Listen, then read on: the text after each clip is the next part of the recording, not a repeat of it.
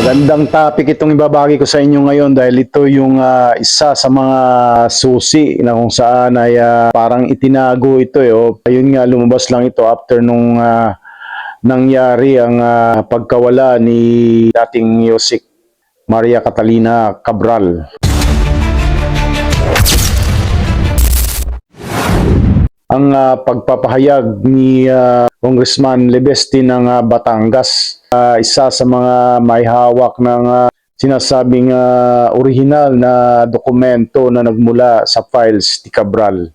So bago po tayo magpatuloy ng ating pagbabahagi, kung hindi ka pa nakapag-subscribe dito sa channel, pumunta lamang sa ating channel at pindutin ang subscription button kasama ang notification bell para magbigay update sa tuwing tayo mag-upload ng mga video sa channel kong ito. At sinasabi na yung mga dokumentong hawak ni Congressman Libesti ay parang pinagdududahan pa ito na hindi genuine o original. Pero ayon nga dito kay Congressman Libesti ay nagmula mismo ito kaya Catalina Cabral at maging si Secretary Dizon ay may alam sa mga dokumentong ito. At sabi pa nga niya rito, yung kaya may mga pumipigil na ayaw ilabas itong mga pangalan na ito. Sabi niya, kung talagang ikaw ay gumagawa ka ng tama at sa inyong komunidad o sa nasasakupan ng mga kongresistang nakapangalan dito, wala kang dapat ikabahala kasi syempre, kung ibinigay sa iyo ang pondo na ganon, dapat ginawa mo yung project na nararapat para sa iyong komunidad. Pero kung may mga anomalya na nangyari, malamang ayaw mo talaga ilabas yun dahil malalaman yun ng tao na ang proyekto na nakaprograma dapat para sa mga distrito ng mga kongresista na ito ay dapat naipagawa nila, di ba? So kung mga ghost project yun, malamang ayaw nilang ilabas ang kanilang pangalan dahil siyempre hanapin ng mga tao sa proyekto na ilagay yung mga yun. So dito panoorin natin yung pagpaliwanag at ito na nga, lumamtad na itong si Congressman Libesti para magsalita. Panoorin natin itong video. Po sa inyong lahat and glad to be on your show before the new year because ang aking New Year's resolution ay to make less enemies pero hindi pa yan effective ngayong gabi. Kaya sasagutin ko po lahat ng inyong mga tanong. Ano po ba yung katotohanan po dito sa side po ninyo, Congressman? Kayo po ba ay pinilit na kunin yung mga dokumento bagamat hindi malinaw doon sa CCTV na nagkaroon ng komosyon, pilitan dahil wala naman CCTV sa loob pero sa labas naman medyo maayos naman ang inyong usapan with Undersecretary Cabral? Thank you for acknowledging that the CCTV actually proves that okay naman kami ni Undersecretary Cabral dahil naglalakad kami at hawak ko yung papel at discuss nga po namin. And I vehemently deny any allegation that I illegally obtained documents from the DPWH because these were given to me with the approval of Secretary Vince Dizon. And it took him a number of days to even reply to my initial Facebook post. I have also been saying since November in public that I have had these. And I have also been discussing with him since September the public release of these files. And ang katotohanan po kasi maraming mga kumakausap sa akin at sa kanya na huwag ilabas ang mga files na ito dahil marami pong mga taong nakapangalan sa listahan ito.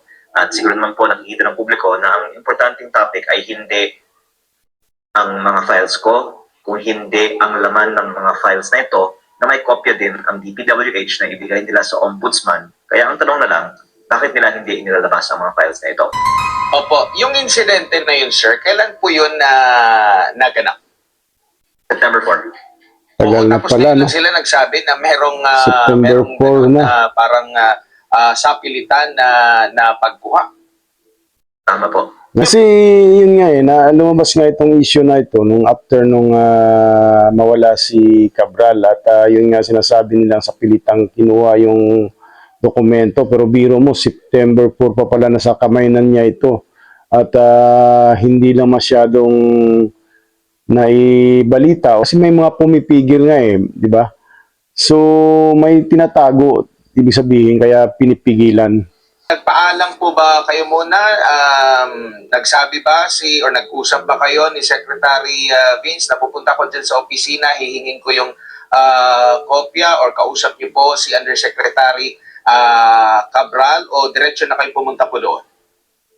Nag-set po ako ng meeting through Director Alex Pote sa opisina ni Yusek Cabral. Noong June 11, nandun din po ako to meet Yusek Cabral and binigay niya sa akin yung kanyang high-level budget allocation formula na ang tawag po niya ay kanyang baseline budget managed o BBM formula kung paano na-compute niya yung 401 billion pesos allocable budget per congressional district. Nagsulat din po ako sa kanya a month later asking for the detailed breakdown ng mga budget allocations na ito.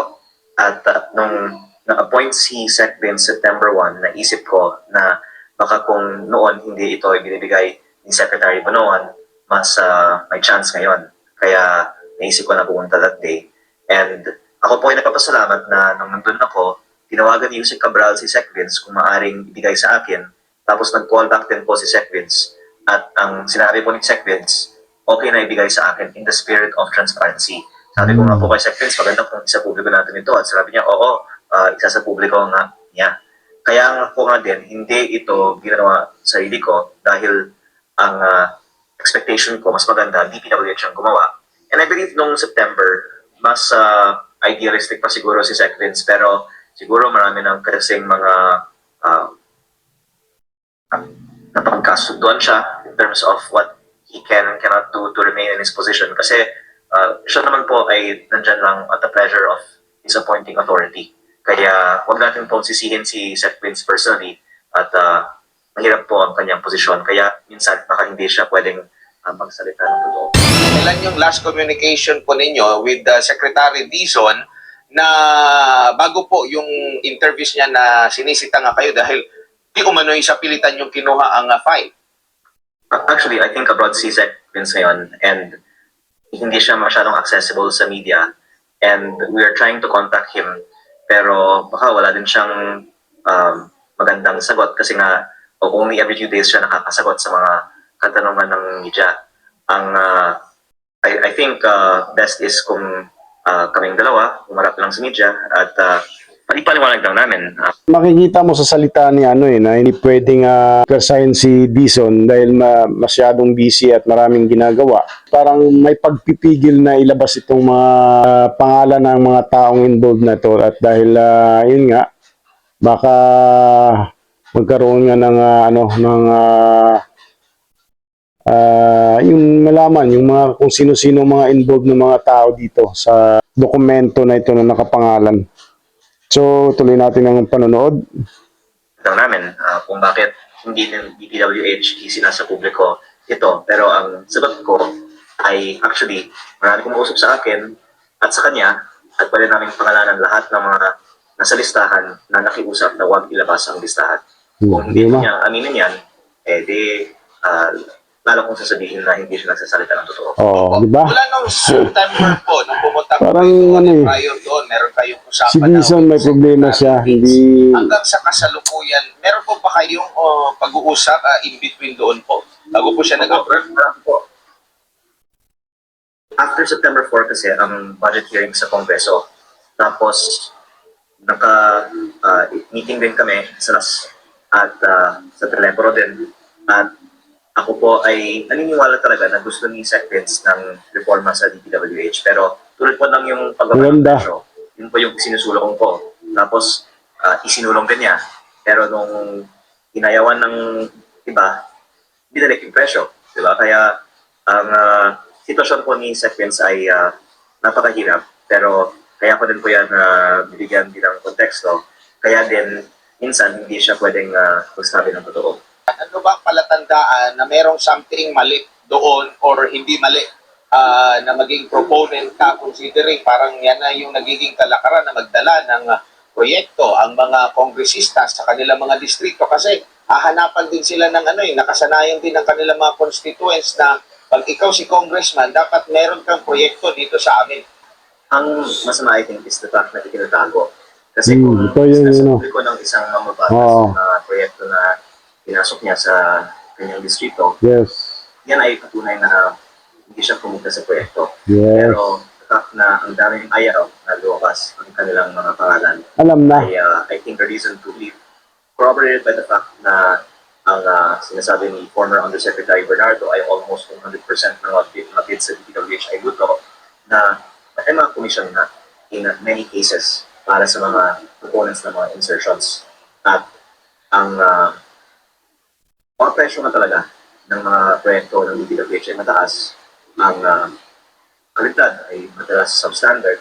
Kaya ang sinasabi ko ay halos lahat siguro ng mga DPWH projects ay may kickback. Kaya may mabuting dahilan siguro para ayaw ng marami na lumabas ang listahan. Opo. Doon po sa nangyari at naipalabas na videos dun sa CCTV at mismo yung taga-side ng DPWH ang naglabas po. Ito ba ay nagpapatunay na legit na ang inyo pong hawak na dokumento ay galing talaga sa DPWH? Yan ang ano. Hindi na kailangan pa na i-verify. Yun ang funny thing about the DPWH saying na I illegally obtained the files na kinocompare na nila na talagang galing sa kanilang files na ito. And the fact na ayaw nilang lumabas, kung teke lang naman, dapat sabihin nila, sige, labas mo, teke lang naman eh. Diba? At at the same time, sinasabi ng iba naman na bakit may mga pangalan ng mga taong patay. Hindi ko naman problema yun eh, kasi hindi naman akong gumawa ng listahan. Kaya tama ka po, ito po ay patunay na authentic ang listahan ito. Malinaw sa sinabi ni Congressman Libesti na yung hawak niyang dokumento ay authentic talaga at nagmula yun sa DPWH mismo na sa pamamagitan ni Undersecretary Catalina Cabral kung ito'y buhay pa. So yun lamang po at sana'y nagustuhan ninyo itong ating ibinahagi na kung saan ay nagsalita na itong si Congressman Libesti patungkol sa dokumento na hawak nito na nagmula nga kay Undersecretary Catalina Cabral. At siguro sa pamamagitan ng ating ibinahaging video ay medyo nagkaroon na kayo ng kalinawan na ang dokumento ay genuine at talagang authentic. Isang sinasabi dito ni Libesti ay yung mga kung ikaw ay may tinatago o ayaw mong malaman na patungkol sa iyong mga proyekto sa iyong nasasakupan, malamang ayaw mong ilabas ang dokumentong ito dahil itong dokumento na ito ay naglalaman ito ng mga proyekto at mga kongresista na nagbenepisyo o nakatanggap nito para sa proyektong sa kanilang mga distrito na sa pamamagitan ng DPWH. So, yun lamang po at kung nagustuhan mo itong ating ibinahagi, i-comment mo ang iyong opinion diyan sa ibaba mismo ng video na ito. Hanggang sa muli, maraming pong salamat, mabuhay po kayo and God bless po sa ating lahat.